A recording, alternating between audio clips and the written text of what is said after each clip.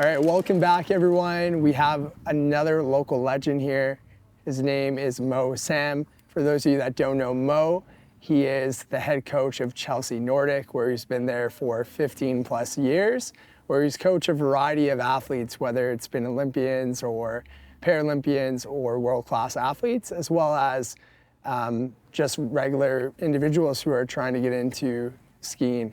So if we could start, Moe, tell us a little bit more about yourself. What inspired you, to become a coach, and tell us a little bit more about your formative years leading up to that as well. Sure. Yeah, I think I got into skiing originally because my parents put me into a jackrabbit program like many others. I kind of got into it when I was 10. I'm old enough to have started on 3-pin skis and wooden skis and bamboo poles and all that kind of stuff. And I actually started in ski jumping. That was where I first started competing, and moved from there into biathlon because the coaching changed. And then I was a late developing athlete, so I didn't grow. And so I was competitive at the provincial level, and then I didn't grow and I really wasn't competitive. And so I actually moved out of skiing and biathlon into curling and soccer. And it wasn't until university where I met a girl and she was on the ski team. I came back to skiing.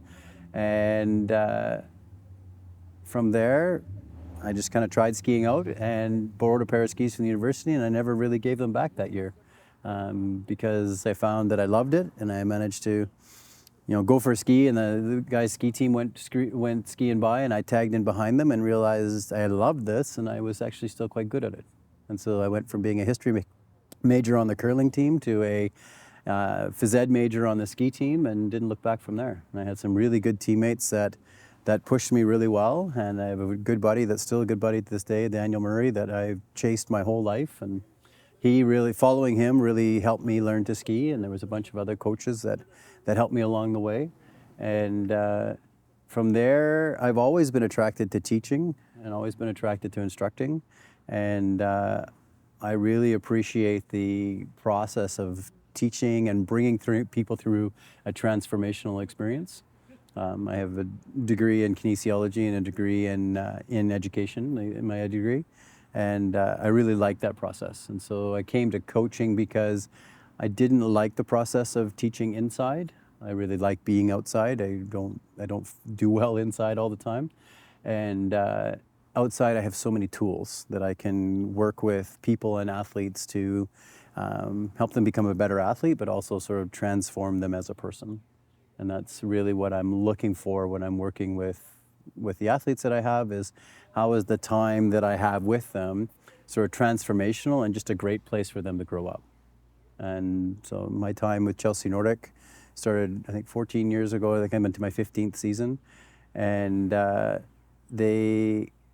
was just really fortunate that at that time we were moving to the area and Chelsea was looking for a coach, and I was able to make it a go, and as a part-time contract, and then over the years I've built it up to a full-time contract. And it was only ever supposed to be for 1 year, and now here I am 14 years later still doing it. So it's still a great way to teach kids, and my own kids are growing up through the process, and it's a wonderful way to grow up and learn some fundamental skills that will just make them fit and healthy for forever. It's quite a wonderful thing when you grow people that have an aerobic engine. That aerobic engine stays with them for life, and that's quite a remarkable gift in endurance sport. Right, and something that I want to touch on, how do you teach them to enjoy the process when you think about your athletes? How do you teach them, to enjoy the journey of, not comparing to others, but comparing to themselves? Yeah, I mean, that's really tricky at times, especially working with kids. It's not easy. As a society, we focus on the gold, silver, bronze. But I spend a lot of time focusing on each individual's progression, and I get pretty excited about the progression that I see within my athletes. And some of that progression leads to kids going to world championships or eventually going to the Olympics, but most don't. But eventually most kids realize that what they're doing is pretty cool. And I quite often say that if you continue doing Chelsea Nordic stuff until you're 18, you'll be one of the fittest 1% in Canada. And that's my own stat. But what it means is that they do multiple 20K runs, they do multiple 30, 40, 50K skis. We show up on a Saturday morning and that's just what we're doing, whether it's rain, whether it's snow, whether it's -20. We do lots of really, really difficult work in an environment that can be everything from -30 to +30, and they enjoy it.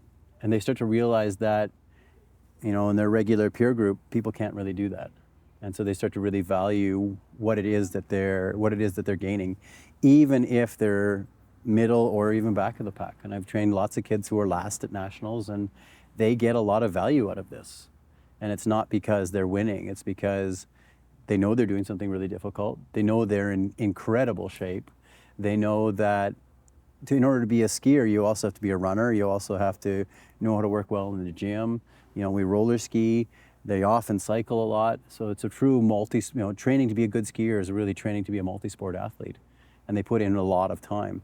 And some kids really don't like that, but many do. And so if they really don't like it, I don't force it.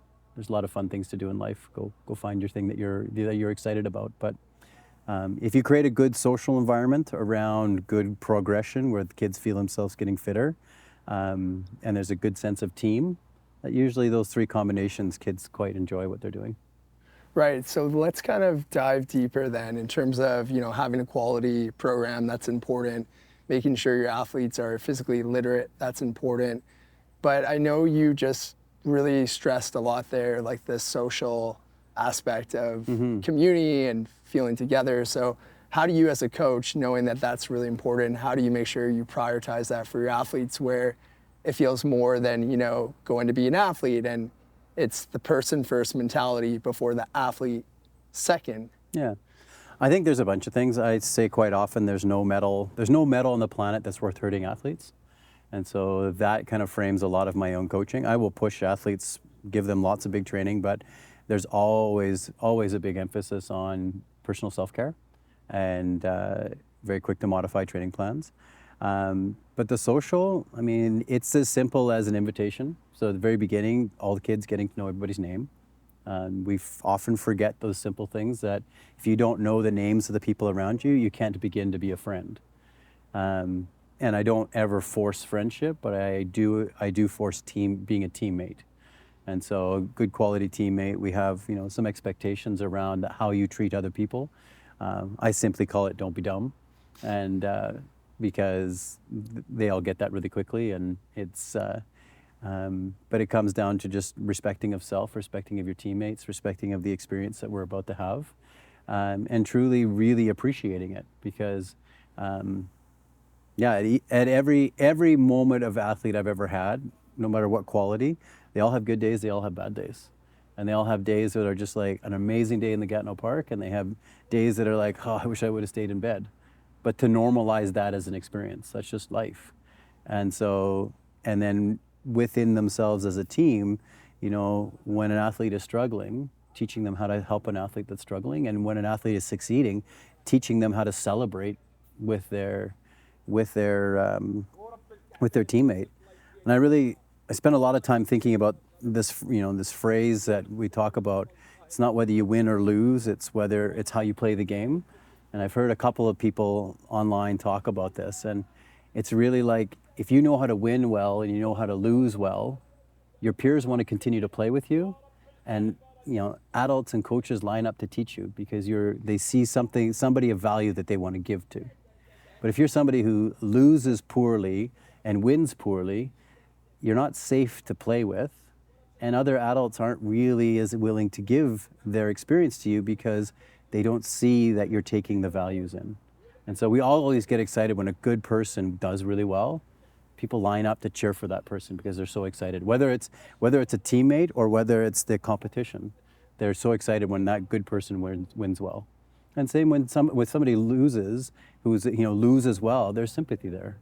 And I think those are the things we try to instill, and so that really creates a healthy team. Because if we just make it about the cutthroat experience of competition, then athletes are always competing against each other. They don't know how to turn it off, and it's me against you at all cost. And that's not good competition. Good competition is you and me and you're going to push me and I'm going to push you, and we're both going to get better. And sure, one day you're going to be better and I'm going to go, oh, how am I going to go out and get a little bit better? But you inspire me. You're actually one of my most valuable tools. In the same way, I am the same for you. I am one of your most valuable tools. And so when we truly understand that about each other, I'm really grateful that you beat me from time to time, because that pushes me to find more in me. And that's, would hopefully be the same for you. And not all athletes come to this easily, and it takes its education and time. But, young 13-year-olds and 14-year-olds can be forgiven for their immaturity, and then we just keep moving on. Right. So we've talked a lot about, their social environment, also having like the support of quality programming. Your club, Chelsea Nordic, is very fortunate because you also are based out of Gatineau Parc, which has nature, and nature plays a huge factor for their quality programming throughout all seasons of play, right? You're able to do roller skiing, you're able to do regular skiing, right? So how do you find nature has played a role, not only in terms of their improvement or their performance, but most importantly, enjoyment, and also letting them have fun with play? Yeah, I think being in a natural environment is exciting, is healing, is invigorating, is all of these things naturally. The environment teaches. And so I will think about, training and put us in a different parts of the park based on what I want to have out of the training. And with a park of the size of the Gatineau that has the trail network that it has, it's easy to find interesting and entertaining places that challenge them, that make it interesting, that are beautiful. There's lots of times where I'll say, hey, turn around and look. Or on a full moon night, turn your headlamp off, just experience the moon. And so there's all sorts of these kinds of moments that are sort of enchanting, and we fall into them. It's never planned, but what a remarkable experience to have. Or you're skiing along and in the summer and you're roller skiing and there's a couple of deer just sort of standing there hanging out. And so that interaction is valuable on itself. And so I don't think that I'd have to do much with nature. Nature just enhances everything that we do. And sometimes we go run on the track, but it doesn't have that same sort of visceral adventure sense that is a long run in the Gatineau Parc does. Right. And do you have any good, bad, and I guess the ugly stories of maybe coaching experiences in nature where maybe, I don't know, you run into like, let's say a black bear and you have all these 50 athletes with you? Like, could you walk us through some of those experiences maybe? All the sorts of animal experiences, from the black bear to deer to moose to buffalo, because I've coached in all different places in Canada. But I think the highlight story was we were on a roller ski training camp in Vermont. And the training that day was a 20-kilometer train that was in the Appalachian. It's called the App Gap. And the last 3K is a very strong pitch up onto a high mountain ridge. And we started down below, and it was raining lightly and 2 degrees. The kids are keen and ready to rock, so off we go. And the morning when we shuttled vehicles up, there was 2 or 3 snowflakes, and as coaches we were dancing around going, oh, it's snowing. 2 hours later, by the time we returned, it was 6 inches of snow. And so all of our vehicles are up top, no snow tires because it's October. Kids are roller skiing up through the snow. And so it led to a really real experience of kids dressed to roller ski in the summer, being in the wintertime, and having 3 vehicles for 40 people, and having to be like, yeah, we can't move. We're stranded here on top of the mountain for a bit. But the message was, we're okay. Nobody will die. We're warm. We can wait. We might have to wait for 5 or 6 hours, but we're okay. And it turned into be quite hilarious and enjoyable, and lots of laughter, and because people realized cars are warm. We're not going anywhere until a snowplow comes. And eventually a snowplow came, and we went down the backside of the mountain. And it was a long day. It was an annoying day, but that's all it was annoying.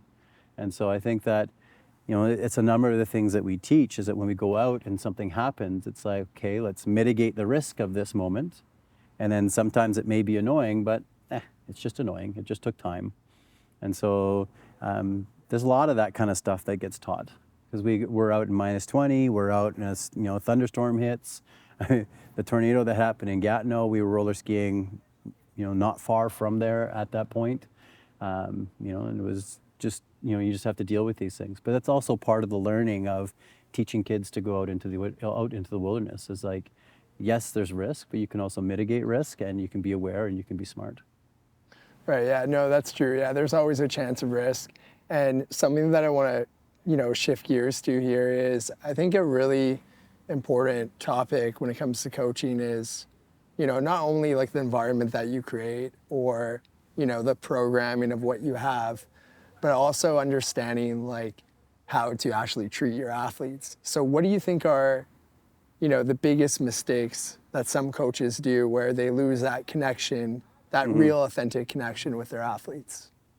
Yeah, I think respect is always really important. I think rapport, in the beginning, rapport is the most important. So building a relationship with your athlete where they understand you and you understand them, and there's a personal connection.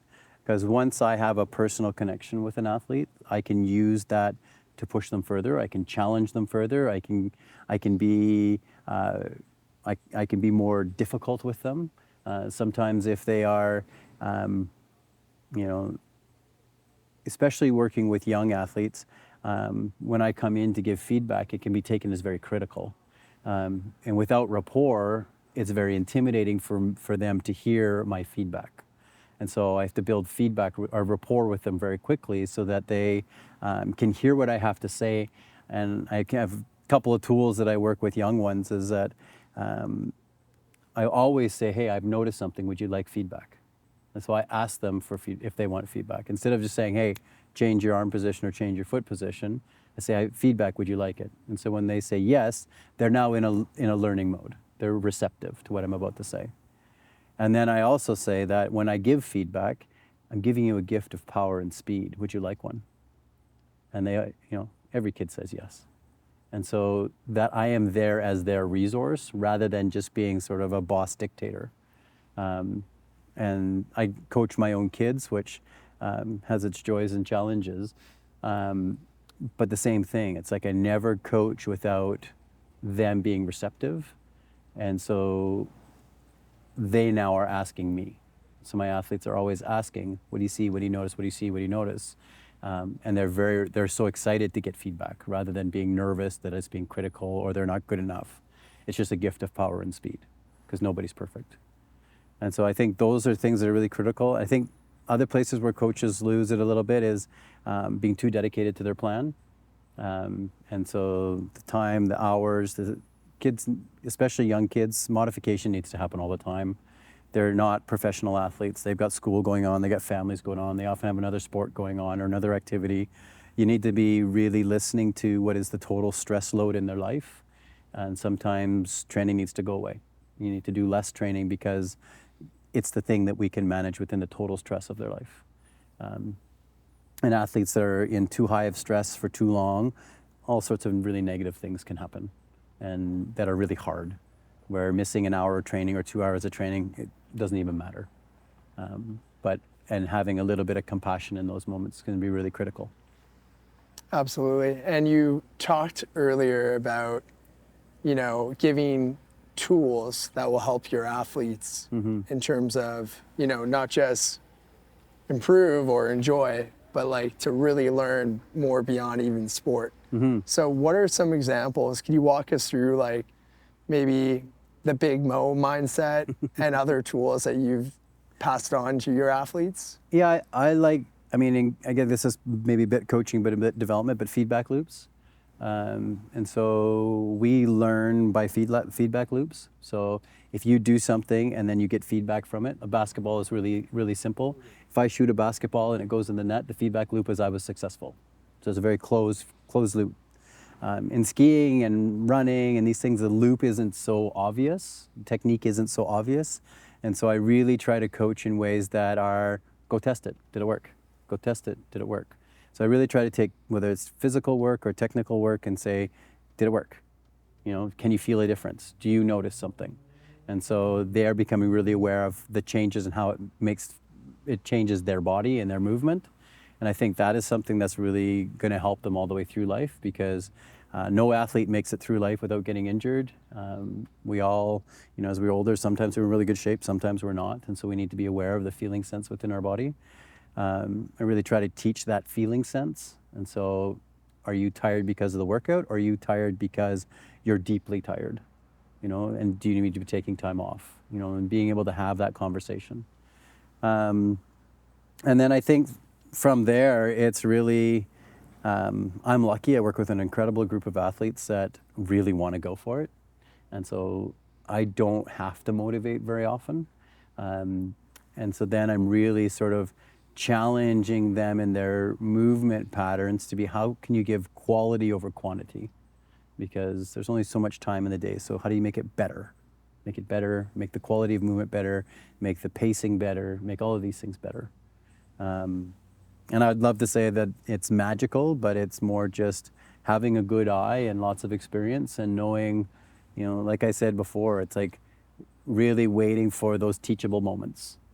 There are times when athletes don't want to talk. There's times when they don't want to hear feedback, knowing that that's not a time to give feedback. And then when they are receptive, really giving them that feedback at that time. And at the right time, you can give really big, life-changing feedback when they're really receptive to it. Because I get to work with athletes when on a lot of you know physical body things, and so we get to rearrange how they move, which can change the course of their life. But you know, there's also the mental side, and there's nutrition side, and there's all these things that really can have a deep, impactful, powerful change in who they are as a person. And sometimes they just get to deliver a grain of change or a grain of truth into somebody, and they go, you know, there's a big change that comes over them, and all of a sudden their life just turns in a new way. And it's just because at the right moment, the right piece of wording gets in there, and all of a sudden they change who they are.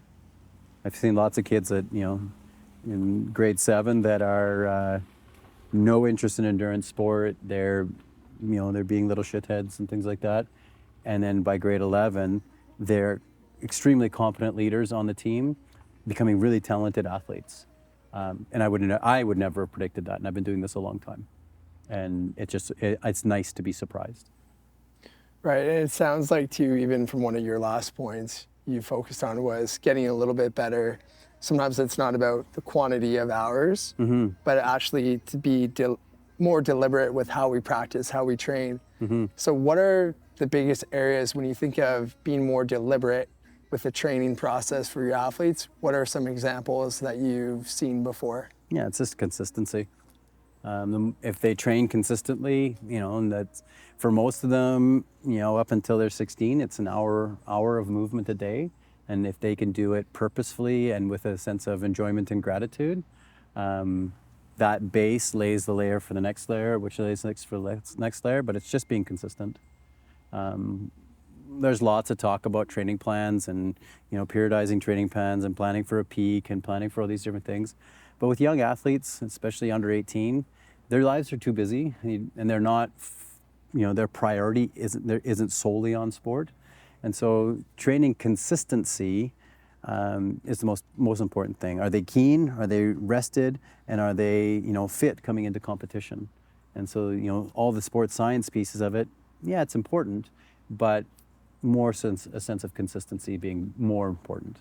And so from there, do they understand what quality movement and shoulder position is? Do they understand what quality hip position is? What is a core? What is posture? Posture. There's so much, like all of your power comes out of good posture. And until they understand that truly, they're choosing a weak position all the time. And so that's a lot of when I talk about feedback loops as well, is like, I really try to think about when I'm giving a tip that I say your position is weak, and it's not an argument because I can prove it super quick. And then I go, you tell me your way, my way, which is the right way. And I need to be able to give it to them that quickly. And so I've got lots of little tricks that I do that it's obvious. It's not, the change isn't necessarily obvious right away, but they know that what I'm saying has truth or validity to it.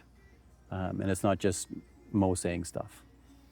Right, and how would you define, you know, a good athlete from a great athlete? Because again, you've coached all types of athletes at your club, but there is a difference becoming a good athlete and then making that next leap to great. Yeah.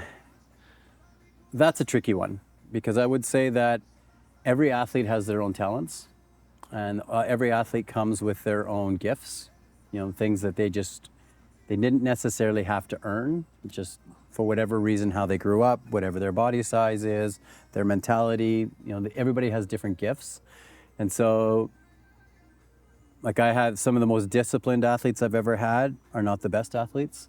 And some of the, I've had athletes that are, they have an ability to dig so deep into their soul to push, but they don't have the same level of discipline. But that, so I can't say what one trait is, because different traits allow for different abilities. But it's definitely within a mix of, discipline.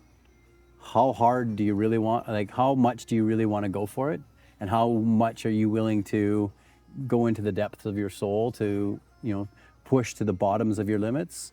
And then there's a support financial piece. And somewhere in those three things, is sort of greatness will come out of those three things. But if you don't have discipline, and if you don't have that sort of grit and willingness to really push, and you don't have support, then no great athlete will come without those things. So, and each of the talented athletes I've had gets there because of a different sort of mix of those three things. And do you have a memorable story that you want to share from one of your athletes that really touched you? Yeah, I have an athlete that, these are the most meaningful things, is the relationships that are created. But I have lots of athletes that quite often I will see them sometimes 8 times a week. And so over a period of 5 or 6 years, that creates a pretty meaningful relationship with them.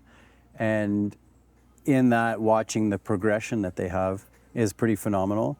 And I think that, I've got stories of kids that I knew when they were 7 and 8 that, a 2-kilometer hike caused tears and tantrums, to the point where, at 17 years old, they're running 50K. And me being sort of astounded that shift can happen. But also working at the very high level, when you're working with somebody who's trying to get to a world championships, there's a lot of precision in that, and there's a lot of precision in the training and their movement and their energy management and their injury management. But there's also precision in sort of the criteria of the sport and how one gets to that next level. And I think that's a really fun game too. It's like playing in the really small detail. And so I think a particular story, I got a good one. I had my very first group of athletes that I coached with Chelsea Nordic. They were a very talented group. Two of those kids, one went to the Olympics, two went to World Championships.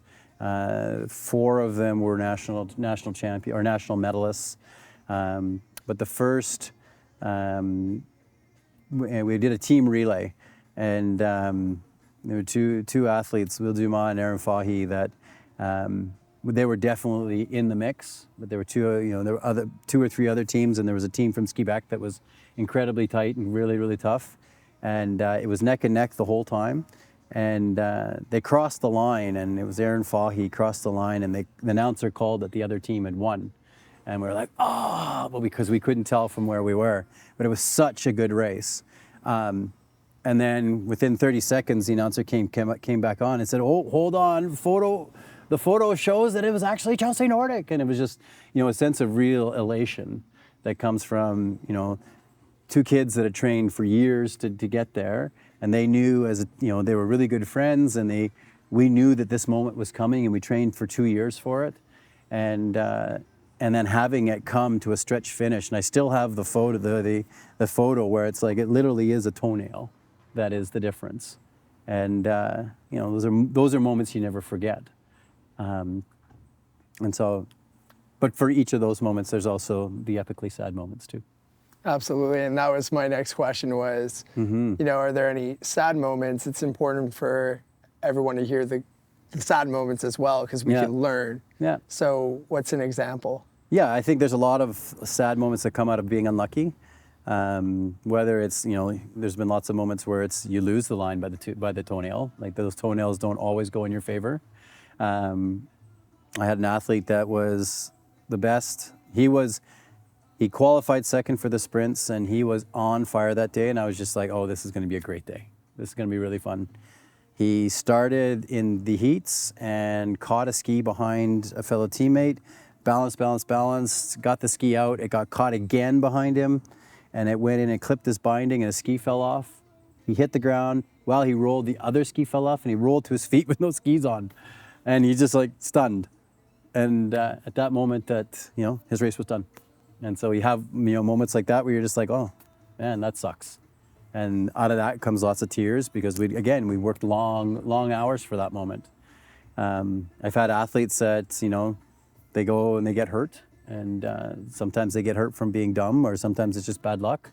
And, you work long hours they work long hours, we work long hours to get to a high level competition. And then all of a sudden it's done.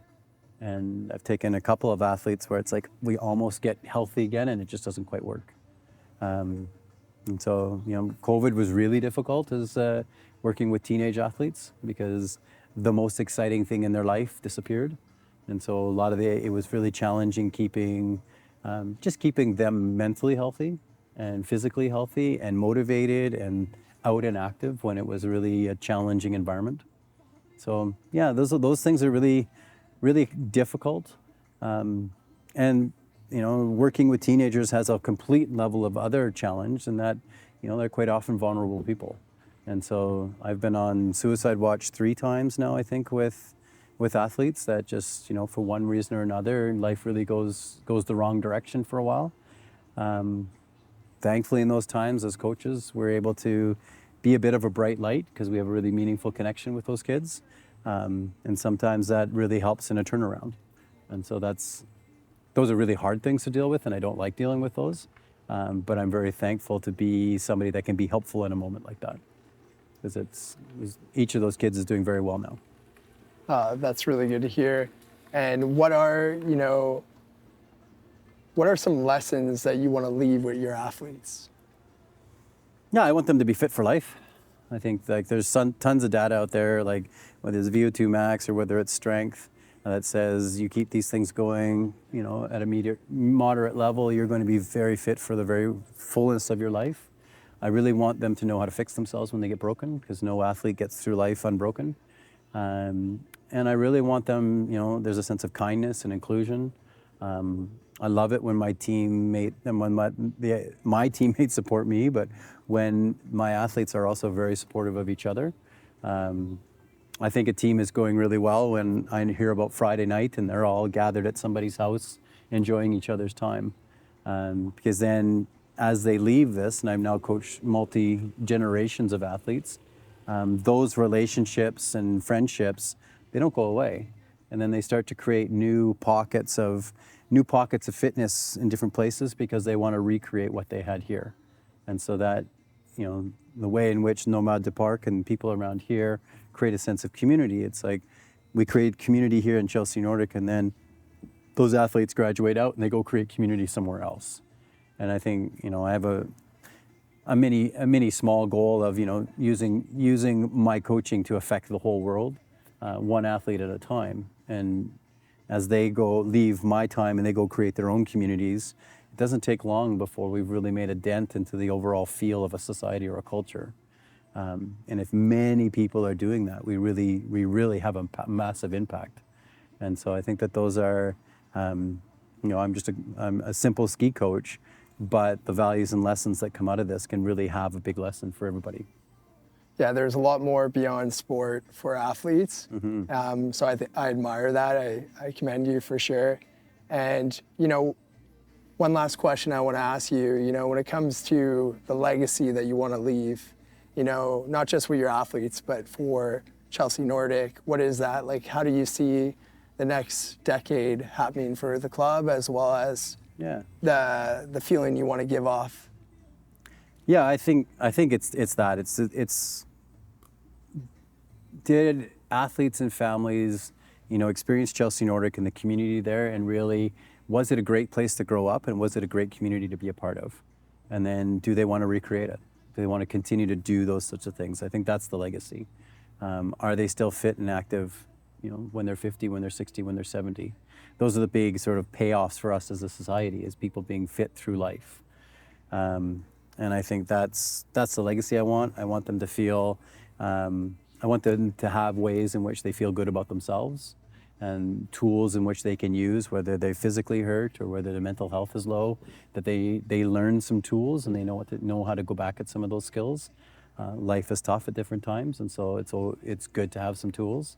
And so I think those are the types of legacies that we have, really, really healthy, productive people.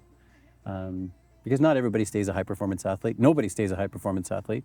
And very few people are able to ski long into adult life because you have to be able to have a Gatineau Park, or you have to have snow, or you have to have grooming, and there's, it's not everybody who gets that opportunity. But you can run everywhere, you can cycle in most places, you can ski, you can swim, there's lots of ways in which we can be fit, healthy individuals. One of the things, if I could go back and tell my 18-year-old self, the best thing about being a high-performance skier and learning how to ski well was that I would be able to teach my own kids and participate and play with my own kids in this environment. That would be the most valuable thing. My 18-year-old self would not have believed me, but I would have said, going to the World University Games, that's the biggest thing. But teaching my own kids and being able to play with my own kids and all the different adventures that we've gone on in skiing and cycling and running, what a great way to have family life. And I witnessed lots of families that don't have that ability. And what a great gift to have as you go on becoming an adult, and then you can play with your own kids in meaningful ways. It's remarkable. Wow, well, that's truly inspiring. And Moe, any final words that you want to say before we end today's interview? Yeah, I think for anybody who's looking to being fit, start somewhere small, start somewhere that and then build community around it. Invite people into your community and then just start moving. And the internet is full of garbage, but there's also a lot of really talented people that are now starting to talk about strength and talk about endurance and talk about getting fit. And there's lots of really good examples out there, and lots of free programming, and that can really make a meaningful difference on just anybody who they are. And then finding groups like Nomades de Parc, who just, there's so many run groups that are happening now that are free, that people are just hanging out and doing stuff. It makes a huge difference to your life if you have something like that in your life. The team of Chelsea Nordic is like that, but there's many ways you can experience that. Absolutely, the togetherness and feeling part of something.